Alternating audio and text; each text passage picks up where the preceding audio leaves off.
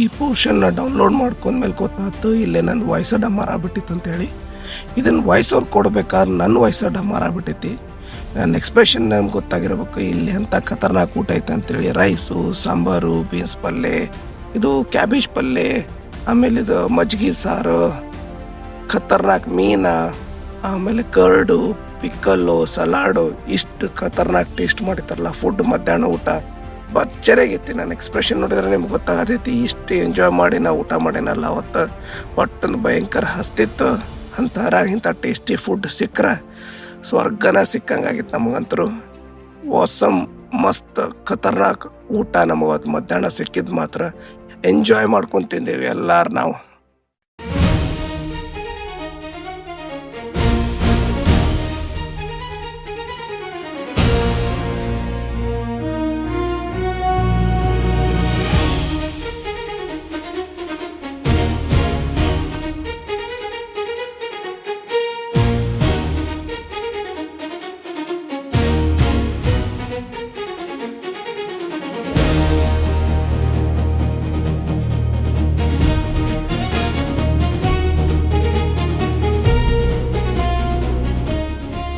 ಅದು fresh fish items ನೋಡೋಣ ಅಂತ ಹೇಳಿ ಇಲ್ಲೇ ಫಿಶ್ ಮಾರ್ಕೆಟ್ ಬಂದಿವಿ.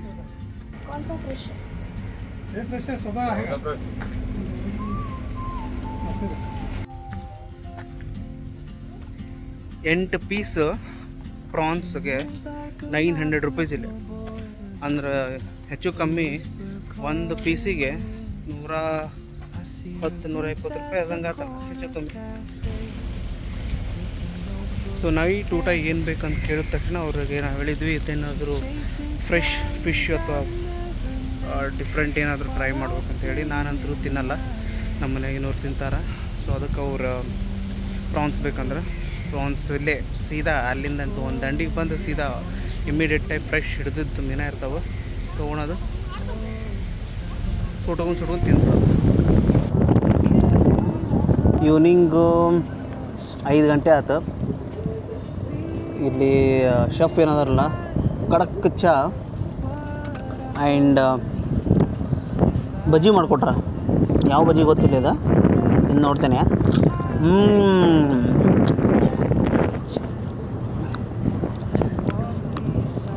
Very crispy. ಟೀ ಟೇಸ್ಟ್ ಮಾಡಿ ನೋಡ್ತೇನೆ ಹೆಂಗಿದೆ ಅಂತೇಳಿ.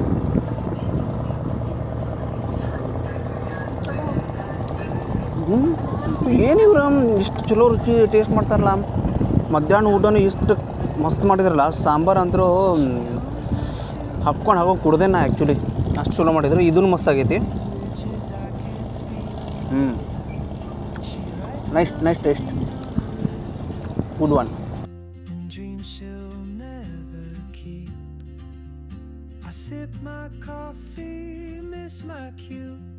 Still anchored by my fear.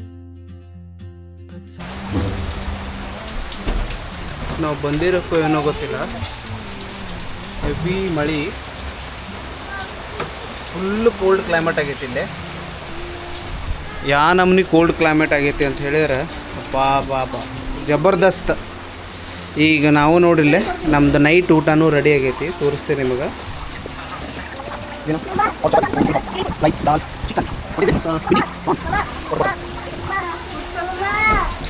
ಖತರ್ನಾಕ್ ಊಟ.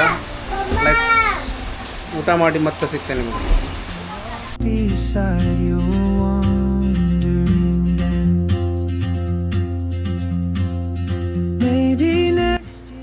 ಊಟ ಆಯಿತು, 10:30 ಆಗೈತಿ. ಇಲ್ಲಿ ಮಳೆ ಆಗಿ ಸಿಕ್ಕಾಪಟ್ಟೆ ಥಂಡಿ. AC ಆಫ್ ಮಾಡ್ಕೊಂಡು ಮಲ್ಕೊಂಡು ಅಂತ ಪರಿಸ್ಥಿತಿ ಆಗೈತಿ ಇಲ್ಲಿ. ಸೊ ಆಯ್ತು ಫ್ರೆಂಡ್ಸ್, ಟೈಮ್ ಹತ್ರ ಆಗೈತಿ. So let's meet tomorrow. Good night.